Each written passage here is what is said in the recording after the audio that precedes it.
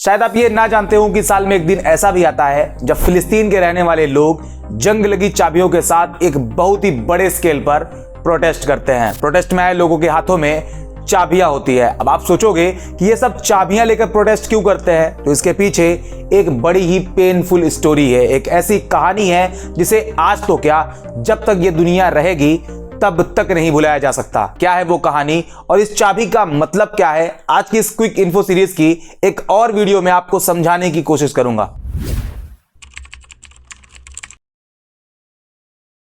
ये जो हाथों में आप चाबी देख रहे हो, इसकी कहानी जुड़ी है 14 मई 1948 से। अब ये डेट शायद आपको याद ना हो या आप इसके बारे में जानते ही ना हो, तो आपको बता दें, ये वो तारीख है जब फिलिस्तीन की जमीन पर इजराइल नाम के देश को बसाया गया था। ये वही तारीख है जब इजराइल नाम का कोई देश दुनिया के नक्शे पर ऐड किया गया था। और जैसा कि मैंने अपनी इस वीडियो में आपको बताया हुआ है कि जब 14 मई को इजराइल को एज अ नेशन अनाउंस किया गया, तो उसके अगले दिन 15 मई 1948 को अरब देशों ने एक साथ इजराइल पर अटैक कर दिया था। हालांकि इस वॉर में इजराइल को अमेरिका का तगड़ा सपोर्ट मिला, जिस वजह से इजराइल इस वॉर को जीत जाता है। लेकिन बीच में आते हैं कमजोर फिलिस्तीनी मुसलमान। इजराइल के आतंक को देखते हुए फिलिस्तीन की जमीन पर रहने वाले करीब 7.5 लाख फिलिस्तीनियों को उनके ही घर से निकाल दिया जाता है, जिसमें कुछ लोग ऐसे ही खाली हाथ अपने घरों को छोड़कर चले जाते हैं, तो कुछ अपने घरों पर ताला लगाकर अपना घर छोड़ देते हैं। और इस दिन डेट होती है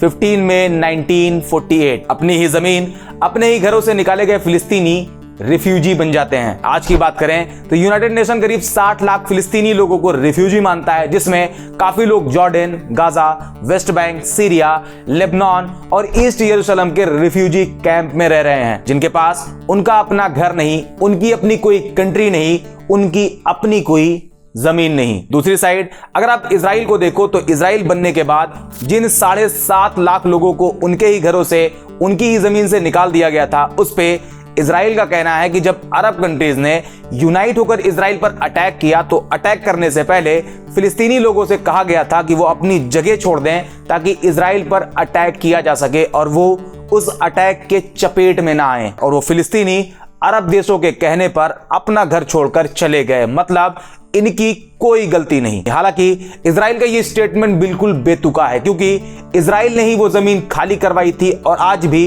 वो उस पर इल्लीगल कब्जा किए बैठा हुआ है। आज भी उन फिलिस्तीनियों का घर, उनकी जमीन इजराइल के आतंक का सबूत बनी हुई है। ऐसे में जो फिलिस्तीनी चाबी लेकर प्रोटेस्ट करते हैं, वो उसी 15 मई 1948 के दिन को याद करते हैं जब उन्हें उनकी जमीन से निकाल दिया गया था। उस दिन के खिलाफ आज 75 साल बाद भी वो प्रोटेस्ट करते हैं, जिसे नकबा कहा जाता है, जिसका मतलब होता है तबाही। ये नकबा का जो पीरियड है वो तो 1948 के बाद ही शुरू हो गया था, लेकिन ऑफिशियली 1998 में प्रेसिडेंट यासिर अराफात 15 मई को नकबा डे डिक्लेयर करते हैं। और तब से लेकर आज तक 15 मई को फिलिस्तीनी वही 1948 को लगाए गए तालों की चाबी लेकर प्रोटेस्ट करते हैं और वो ये बताते हैं कि वो पलट के वापस जरूर आएंगे। ये उम्मीद लिए आज भी 60 लाख फिलिस्तीनी अपनी जमीन, अपने घर के लिए आस लगाए बैठे हुए हैं। उम्मीद करते हैं इस छोटी सी वीडियो में आप ये जरूर समझ गए होंगे कि आखिर